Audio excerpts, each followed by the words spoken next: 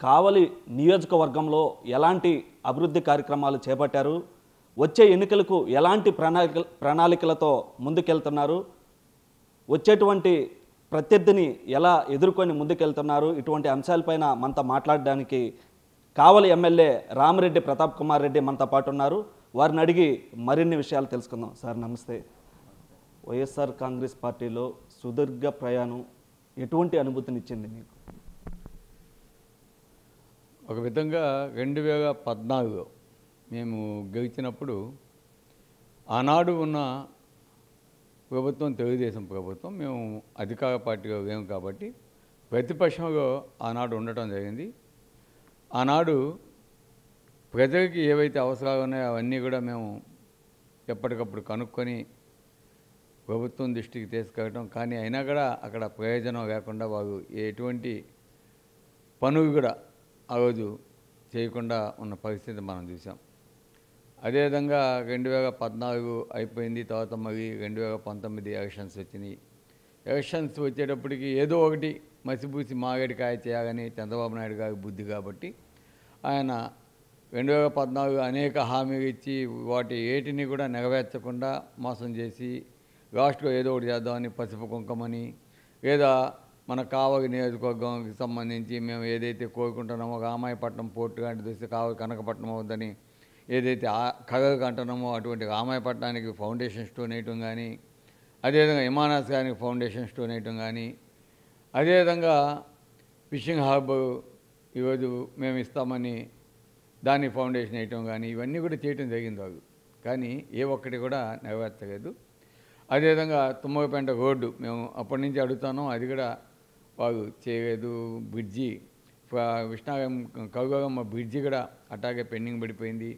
ఏవి చేయకుండా మొత్తం మీద వాళ్ళు ఏ విధంగా మోసం చేసేవారు చూసారు. కానీ జగన్మోహన్ రెడ్డి గారు మళ్ళా పెద్దగా పోయి పాదయాత్ర చేసిన తర్వాత మేము అధికారంలోకి రావటం ఇవన్నీ కూడా మీ అందరికీ కూడా తెలిసిన విషయమే. కాకపోతే ఒకటి, అధికారంలోకి వచ్చినాక మీ అందరికీ తెలిసిందే కోవిడ్-19 రావటం, దానివల్ల 2 సంవత్సరాలు కూడా మన రాష్ట్రమే కాదు ప్రపంచం మొత్తం కూడా స్తంభించిపోయింది. పరిపాలన అనేది లేకుండా, ఆదాయ వనరులు లేకుండా ఏ విధంగా ఆర్థికంగా ఏ విధంగా ఇబ్బంది పడుతున్నామో మనం అంతా కూడా చూసాం. గతంలో తెలుగుదేశం ప్రభుత్వం కూడా ఏం చెప్పేది, రాష్ట్రం విడిపోయింది, ఆర్థికంగా ఇబ్బంది పడుతున్నాం, మాకు ఆదాయం లేదు, అందువల్ల మేము ఏమి చేయకపోతున్నామని వాళ్ళు అబద్ధాలు చెప్పడం అవన్నీ కూడా మనం చూసాం. కానీ అటువంటి సమయంలో కోవిడ్గా కూడా జగన్మోహన్ రెడ్డి గారు ఇచ్చిన వాగ్దానం ప్రకారం ఏవైతే పథకాలన్నీ కూడా నెరవేరుస్తామన్నాడో ప్రతి ఒక్క పథకాన్ని కూడా పేదలకు అందించిన ఘనత వైఎస్ జగన్మోహన్ రెడ్డి గారిది. ఈరోజు ప్రతి ఒక్క పేదవాడు కూడా ఎక్కడ కూడా ఇబ్బంది లేకుండా ఏవైతే చెప్పాడో 100% చేసిన ముఖ్యమంత్రి ఈ దేశంలో ఎవరైనా ఉన్నారంటే అది ఒక్క జగన్మోహన్ రెడ్డి గారిని ఈరోజు గర్వంగా మేమంతా కూడా చెప్తున్నాం. ఈరోజు అందుకే ప్రజలు, ఎందుకంటే ఈరోజు పేదరికాన్ని నిర్మూలించాలన్నదే జగనన్న ప్రయత్నం. అందుకే పేదల పక్షాన, మధ్యతరగతి కుటుంబాల పక్షాన నేను పోరాడతాను అని చెప్పి ఈరోజు జగనన్న ఈరోజు యుద్ధం చేస్తూ ఉన్నాడు.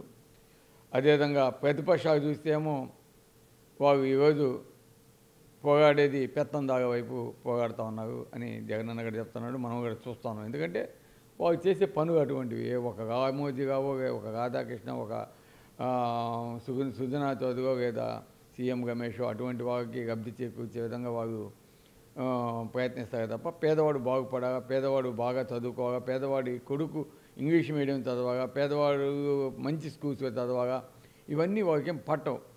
అందుకే జగన్మోహన్ రెడ్డి గారు ఎంచుకున్నది ఈరోజు సంక్షేమ పథకాలు. ఆ సంక్షేమ పథకాలు ప్రతి ఒక్క పేదవానికి ఇచ్చి వారిని ఆర్థికంగా బలోపేతం చేయాలా, అప్పుడే మన రాష్ట్రం ఫ్యూచర్లో ఎదుగుదల ఉంటుందనే ఒక నమ్మకంతో చేయటం జరిగింది. కాబట్టి అదేవిధంగా కావలి నియోజకవర్గానికి సంబంధించి అభివృద్ధి పనులు అంటే ఈరోజు జగన్మోహన్ రెడ్డి గారు ముఖ్యమంత్రి అయిన తర్వాత దాదాపు ఇప్పటికీ 2500 కోట్ల రూపాయలు ఒక కావలి నియోజకవర్గానికే ఈరోజు శాంక్షన్స్ అవ్వచ్చు, లేదా సంక్షేమ పథకాలు అవ్వచ్చు, ఇవన్నీ కూడా చేయడం జరిగింది. గతంలో 400 కోట్లని బోర్డ్స్ పెట్టారు తెలుగుదేశం. కానీ ఈరోజు 2500 కోట్లు ఈరోజు పేదలకైతేనేమి వీటన్నిటి ద్వారా అభివృద్ధి అనేది చేయడం జరిగింది. ఇంకా అంతకంటే అభివృద్ధి అనేది మేము చెప్పాల్సిన అవసరం కూడా లేదు. ఎందుకంటే ఏ పంచాయతీ పైన, ఎందుకంటే ఎగ్జాంపుల్ మీకు ఒకటే చెప్తాను, ఎందుకంటే అందరూ తెలుసుకోవాల్సిన బాధ్యత కూడా ఉంది, ప్రజలకు కూడా తెలియజేయాల్సిన అవసరం ఉంది. ఎందుకంటే అందుకే ఈరోజు జగన్మోహన్ రెడ్డి గారు ఏపీ నీడ్స్ జగన్మోహన్ రెడ్డి గారు, జగన్మోహన్ రెడ్డి గారు ఈ రాష్ట్రానికి మరీ ముఖ్యమంత్రి ఎందుకు కావాలని కార్యక్రమాన్ని కూడా మేము పెట్టి ప్రజల్ని చైతన్యవంతుని చేస్తాను. ఎందుకంటే ఈరోజు మనకి ఆంధ్రప్రదేశ్కి సువిశాలమైన తీర ప్రాంతం ఉంది. ఈరోజు ఏదైనా సరే ఒక ఇత్తనం నాటేది ముఖ్యం. ఆ ఇత్తనం నాటిన తర్వాత మొక్క వద్ది, మొక్క కాస్త మానవద్ది, మాను కాస్త పండు కాయలు కాస్తాయి, కాయలు కాస్త మరి దోగపండు పండితే దాని టేస్ట్ మనకి అందుద్ది. అటువంటిది ఈరోజు జగన్మోహన్ రెడ్డి గారు మన రాష్ట్రానికి పునాది అనేది వేసాడు. ఎందుకంటే ఒకటి ఎడ్యుకేషన్, ఒక్క పిల్లవాడు చదువుకొని ఆ కుటుంబంలో ఉన్నత స్థానాలకు పోతే ఆ కుటుంబమే కాకుండా వాళ్ళ చుట్టుపక్కల బంధువులు కావచ్చు, ఆ ఊరు కావచ్చు, ఏవైనా సరే ఏ విధంగా అభివృద్ధి చెందుతాయి అనే దానికి ఒక నిదర్శనం నన్ను కూడా తీసుకోవచ్చు, లేదా బిఎంఆర్ గారిని కూడా తీసుకోవచ్చు. అటువంటి పిల్లలు ఈరోజు కొన్ని లక్షల మందిని చదివించే బాధ్యత జగన్మోహన్ రెడ్డి గారు తీసుకున్నాడు. అదే ఒక పెద్ద ఫౌండేషన్. ఈ రాష్ట్రానికి కొన్ని లక్షల మంది విద్యార్థులు రేపు ఆర్థికంగా వారు ఉన్నత స్థానాలకు పోయి బలోపేతమైతే ఆ కుటుంబాలన్నీ కూడా ఆర్థికంగా నిలదొక్కుంటాయి, ఆ ప్రాంతాలు కూడా అభివృద్ధి చెందేదానికి అవకాశం ఉంటుంది. కాబట్టి అటువంటి ఇత్తనాన్ని ఈరోజు జగన్మోహన్ రెడ్డి గారు నాటాడు. ఈరోజు ఏ అక్క చెల్లెమ్మ కూడా మా పిల్లవాడిని చదివించుకోలేనని బాధే తెలియదు. ఎందుకంటే ఒకే నమ్మకం, జగన్మోహన్ రెడ్డి గారు ఉన్నారు, నా పిల్లవాడిని కావచ్చు, నా కూతురిని కావచ్చు, తప్పకుండా జగన్మోహన్ రెడ్డి గారు ఒక ఇంజనీర్, ఒక డాక్టర్, ఏదో ఒకటి చేసేదానికి ఆర్థికంగా ప్రతి ఒక్క పైసా నాకు అందిస్తున్నాడనే ఒక భరోసాతోటి అక్క చెల్లెమ్మ ఈరోజు ఉందని కూడా తెలియజేస్తున్నాను. అయితే మీరేమో కావాలి 2500 కోట్లకు పైగా అభివృద్ధి చెందిందని చెప్తున్నారు. ఇటు ప్రతిపక్షాలు అయితే రోడ్లు దారుణంగా ఉన్నాయి, అదేవిధంగా గ్రావీలు కూడా ఎక్కువగా కావలి నుంచి తరలి వెళ్తుందని చెప్పి ప్రతిపక్షాలు గొగ్గలు పడుతున్నాయి. దీన్ని ఎలా చూడొచ్చు? 2500 కోట్లు అంటే ఎగ్జాంపుల్ ఒక తుమ్మగపేంట పంచాయతీ ఎత్తుకోండి. తుమ్మగపేంట పంచాయతీకి దాదాపు 46 కోట్ల రూపాయలు ఈరోజు ఇవ్వటం జరిగింది. అంటే ఒక సచివాలయానికి 2 సచివాలయాలు ఉంటాయి తుమ్మగపేంట పంచాయతీలు. ఒక సచివాలయానికి దాదాపు 23 కోట్ల రూపాయలు ఇవ్వటం జరిగింది సంక్షేమ పథకాల ద్వారా. దాంట్లో స్కూల్స్ ఉంటాయి, సచివాలయాలు ఉంటాయి, ఆర్బీకేస్ ఉంటాయి, హెల్త్ సెంటర్స్ ఉంటాయి. దాంతోపాటు వివిధ పథకాల ద్వారా మహిళలకి, అక్కచెల్లెమ్మలకి ఈరోజు మత్స్యకార భరోసా కావచ్చు, చేయూత కావచ్చు, ఆసరా కావచ్చు, రైతు భరోసా కావచ్చు, పెన్షన్స్ కావచ్చు, ఇవన్నీ కూడా మొత్తం ఆరోగ్యశ్రీ కావచ్చు, ఇవన్నీ కూడా మొత్తం ఈరోజు ఆ పంచాయతీకి 46 కోట్ల రూపాయలు అందించడం జరిగింది. ఎగ్జాంపుల్ నేను చెప్తున్నా. అదేవిధంగా అన్నగారిపాలెంకి 42 కోట్ల రూపాయలు అందించడం జరిగింది. ఎందుకంటే ఒక్క ఏరియాని తీసుకుంటున్నాను నేను, 46, 42. అదేవిధంగా తాగపాలెం పంచాయతీకి దాదాపు 38 కోట్ల రూపాయలు ఈరోజు అందించడం జరిగింది. ఆమదాగదీనికి ఆల్మోస్ట్ 20 crores, అంటే ఆమదాగదీని మన్నగదీనికి కలిపి 20 crores.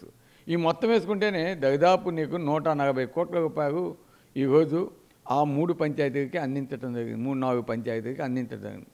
140 కోట్ల రూపాయలు అందించినప్పుడు ఒక 10% వేసుకుంటే 14 కోట్లు. ఈరోజు ఒక 14 కోట్లు ఎమ్మెల్యేకి నాకు ఈ వర్క్స్ మీరు చేసుకోండి అని మాకు ఇచ్చుంటే మాకు మంచి పేరు వస్తుంది. ఎందుకంటే మీరు అడుగుతున్నారు కదా రోడ్స్ బాగా లేవు అది ఇదని, నాకు ఇక్కడ బాధే వస్తుంది. ఎందుకంటే తుమ్మగపేంట రోడ్డు పోతా ఉంటే దాన్ని చేయించాలని నేను తపన పడి తెలుగుదేశం ప్రభుత్వంలో వాళ్ళు చేయలేదు. దానికి సంబంధించి ఆ కాంట్రాక్టర్ పెద్ద బౌడర్స్ వేసుకొని ఆ తుమ్మగపేంట ఆ వర్క్స్కి అంతా పోయిన మాట వస్తాం. అంటే అభివృద్ధి అనేది కావాలా, తప్పదు పోవాలా. కానీ ఆ రోడ్లు కూడా ఉన్న రోడ్లు కూడా బాగా గుంటపడి బాగా దెబ్బతిన్నాయి. అటువంటి రోడ్డుని ఆటోగా వస్తున్నా, కారుగా పోతున్నా, లేదా ఇంకేదన్నా సైకిల్గా పోతున్నా, దేంట్లో పోతున్నా కూడా చాలా ఇబ్బందికరంగా ఉంది. అటువంటి చేయించాలని దానికి సంబంధించి టెండర్స్ 4 సంవత్సరాల క్రితం నేను జగన్మోహన్ రెడ్డి గారికి చెప్పి శాంక్షన్ చేయించాను. దాంతోపాటు కరుగమ్మ గుడి శాంక్షన్ చేయించాను, టెండర్స్ వేసారు, కాంట్రాక్టర్స్ వేసారు. కానీ ఆ కాంట్రాక్టర్ నిర్లక్ష్యమో లేకుంటే ఎందుకో మొత్తానికి అది ఎవరి ప్రమేయం ఉందో కానీ మొత్తానికి ఆ కాంట్రాక్టర్ చేయకుండా ఇబ్బంది పెట్టిన మాట వాస్తవం.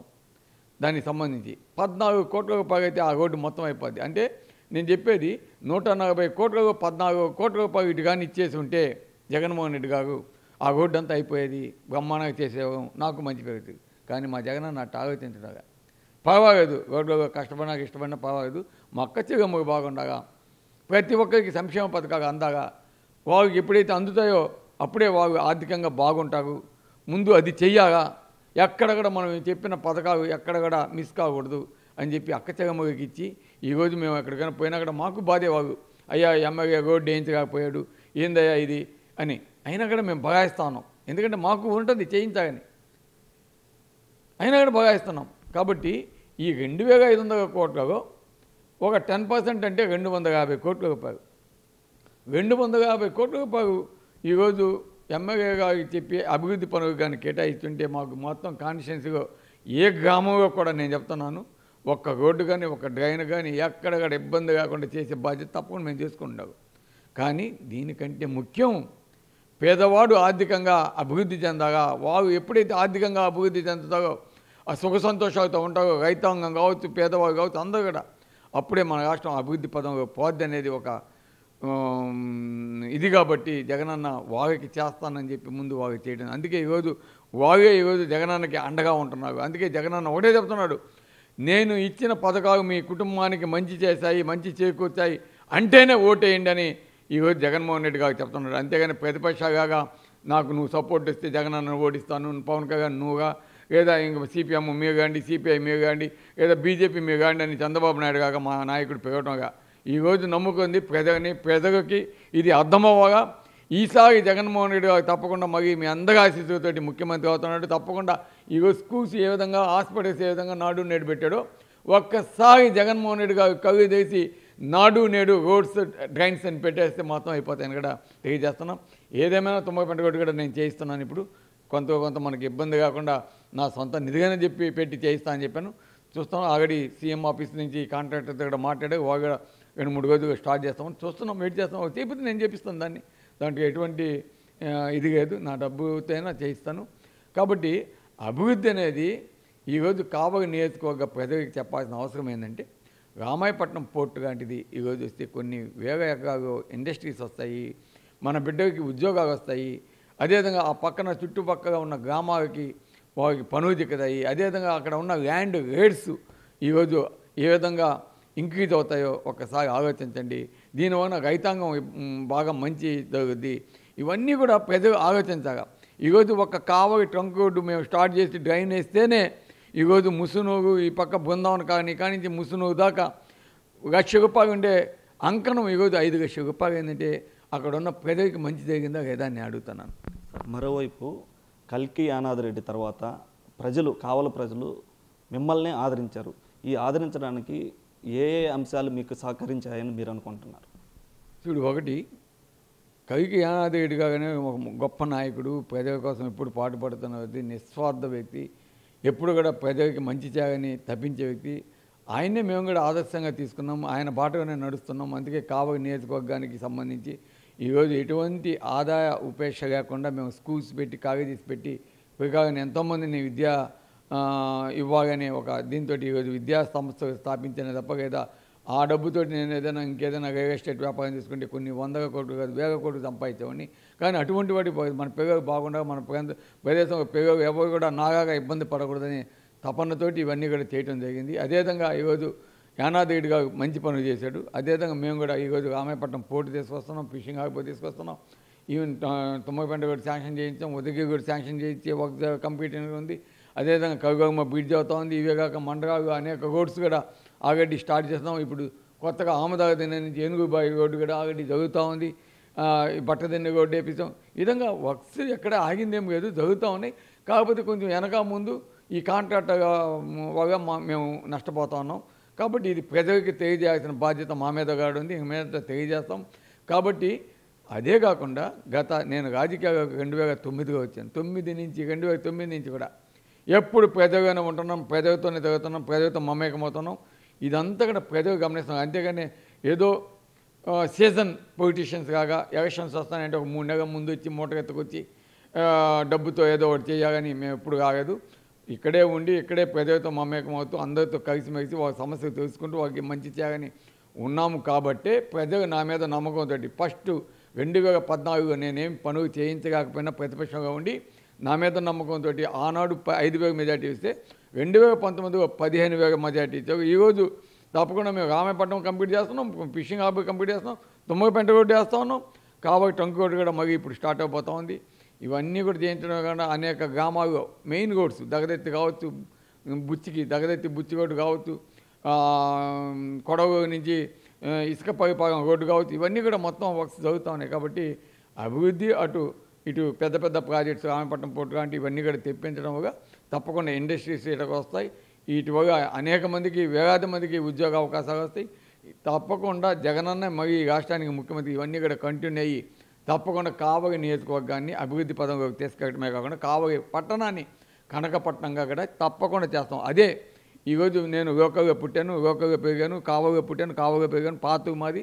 అదేవిధంగా ఈరోజు ప్రజలంతా కూడా ఎప్పుడు అందుబాటులో ఉండే వ్యక్తి, ఇక్కడ ఉన్న వ్యక్తి తప్పకుండా ఆదరిస్తారు, అభిమానిస్తారు. కాబట్టి ఆ నమ్మకమే నాకుంది. అంటే మరోవైపు ప్రతిపక్షాలు కావలి నుంచి రామిరెడ్డి ప్రతాప్ కుమార్ రెడ్డి పోటీ చేయరు, బయట వ్యక్తులు చాలామంది ట్రై చేస్తున్నారని ప్రతిపక్షాలు కూడా అనేక విమర్శలు చేస్తున్నాయి, వాదనలు చేస్తున్నాయి. దీనిపైన ఏమంటారు? అసలు టికెట్ గురించి నేను ఎప్పుడు కూడా ఆలోచించదు కదండి. ఎందుకంటే మనకి అసలు టికెట్ వసద్దా కాదనేది అది మనసులో కూడా ఉండకూడదు. ఎందుకంటే మనం ప్రజలతో ఉన్నామా, ప్రజలతో కలిసి పనిచేస్తున్నామా, మనకి ఎప్పుడు కూడా ప్రజలకు అందుబాటులో ఉండాలి అనేది ఎప్పుడైతే మనం ఉంటామో, జగనన్న ఏవైతే పథకాలు కానీ అదేవిధంగా ఏదైతే గడప గడప కానీ ఏవైతే పెట్టాడో అవన్నీ కూడా సిన్సియర్గా మేమంతా చేస్తున్నాం. కాబట్టి టికెట్ గురించి అసలు నేను ఆలోచించాల్సిన అవసరమే లేదు. ఆల్రెడీ టికెట్ నాకు కన్ఫర్మ్ చేసేసారు. కాబట్టి ప్రతిపక్షాలు ఏంటంటే వాకేం పని ఉండదు, పాట ఉండదు. అసలు వాళ్ళ సంగతి వాళ్ళు ఎవరికి ఇస్తారు టికెట్ అనేది ఇంతవరకు వాళ్ళు తెలియటం లేదు. వాళ్ళు కొట్టుమిట్టాడుతూ ఉన్నారు, ఎవరు క్యాండిడేట్ చిక్కుతాగా, ఎవరు చిక్కగా. ఒక చిక్కితే ఎక్కడి నుంచి లోకల్ ఎవడైనా ఉన్నాడా, కావలి పట్టణంలో లోకల్లో ఇక్కడ ఉండేవాడు పెట్టాడా, ఉన్నాడా లేదా ఇంకేదైనా ఉదయం నుంచో లేదా ఇంకేదైనా మండగా నుంచో లేదా ఇంకెక్కడి నుంచో దిగుమతి చేసుకోవాలని వాళ్ళు చూస్తున్నారు. కాబట్టి దాంట్లో సందేహమే లేదు, ఎటువంటి ఇబ్బంది లేదు. టికెట్ అనేది నేను ఆలోచించటం లేదు. మొన్నటిదాకా మీతో పాటు సుకుమార్ రెడ్డి ఉన్నారు, దాంతోపాటు కావల్లో కూడా కొద్దిగా వర్గపోరు ఉందని అంటున్నారు. ఈ లోటుని, ఈ వర్గపోరుని ఎలా భర్తీ చేస్తారు? చూడు, ఒకటి ఈరోజు ప్రతాప్ రెడ్డిని చూసి ఓటేరు. ఎంతవరకు అంటే ప్రతాప్ రెడ్డి పేద ప్రజల మధ్య ఉంటున్నాడా, ఉండటం లేదా, అందుబాటులో ఉంటున్నాడా లేదా, ఎవరైనా వస్తే ఏ విధంగా వాళ్ళని గౌరవిస్తారు, వాళ్ళ పనులు చేసి పెడతారు, ఇవన్నీ చూస్తూ ఉంటారు. ఈరోజు అట్ట చేస్తేనే మాకు మహా ఉంటే 5% ఓట్లు ఉంటాయి. ఈరోజు జగన్మోహన్ రెడ్డి గారు 2,500 కోట్ల రూపాయలు సంక్షేమ పథకాలు కావచ్చు, వివిధ పథకాల ద్వారా స్కూల్స్, నాడు నేడు, సచివాలయాలు ఇవన్నీ కూడా మొత్తం అభివృద్ధి, రోడ్డు ఇవన్నీ చేశాడు. కాబట్టి ఈరోజు ఏదున్నా కూడా జగనన్న మీద అభిమానంతో మా ఎస్సీసు, మా బీసీసు, మా మైనారిటీసు, ఎస్టీసు, ఎస్సీస్ అందరూ కూడా ఈరోజు ఉన్నారు.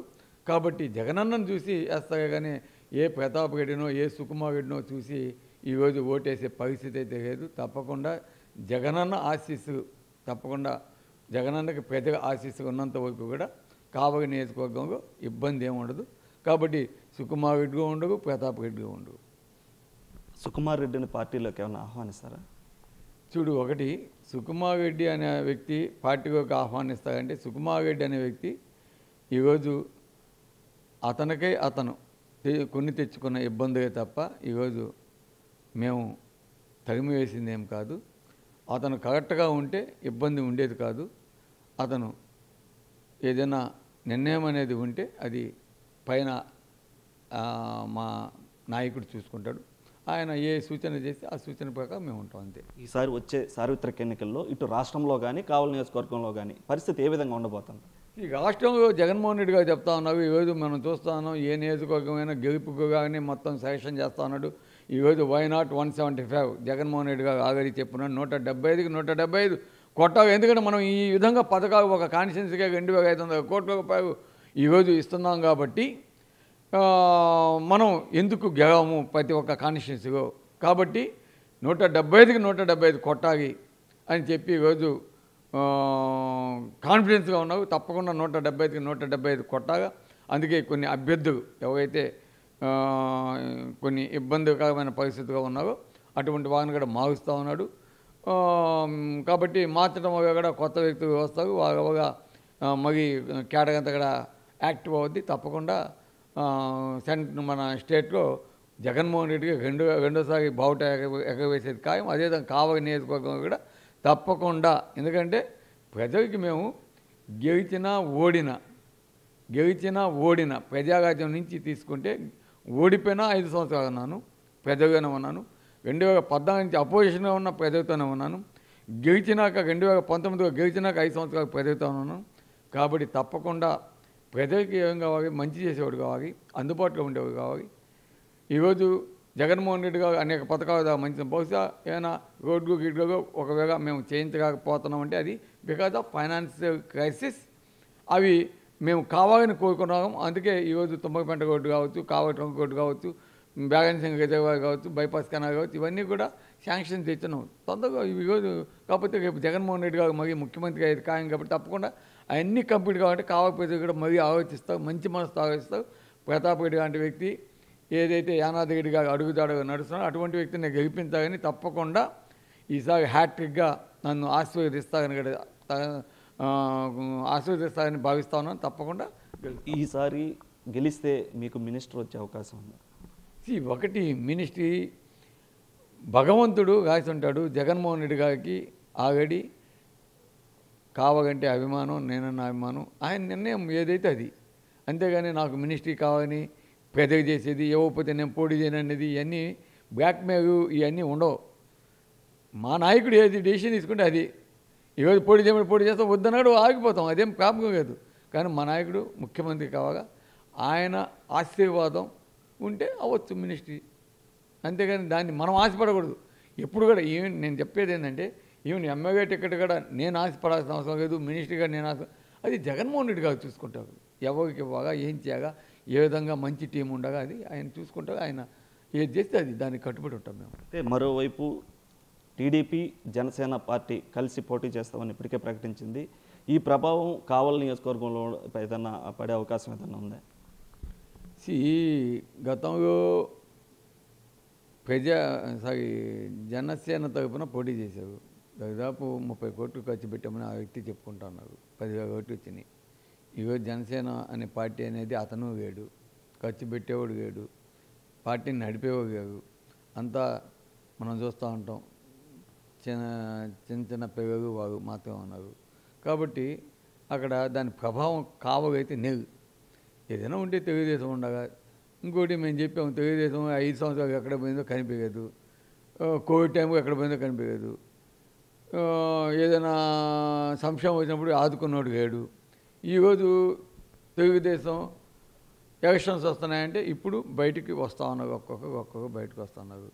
కాబట్టి తెలుగుదేశాన్ని మేము ఎక్కేసుకోవడం లేదు. ఈరోజు తెలుగుదేశం లాంటిదే 0, దాని పక్కన ఇంకొక 0, దాని పక్కన ఇంకొక 0, ఎన్ని 0 కలిస్తే ఏం లాభం? జగన్మోహన్ రెడ్డి గారు అదే చెప్పి, మీరంతా గుంపుగా వచ్చినా కూడా జగనన్న సింహంగా వస్తాడు, ఒక్కడే వస్తాడు, 175కి 175 కొడతాడు.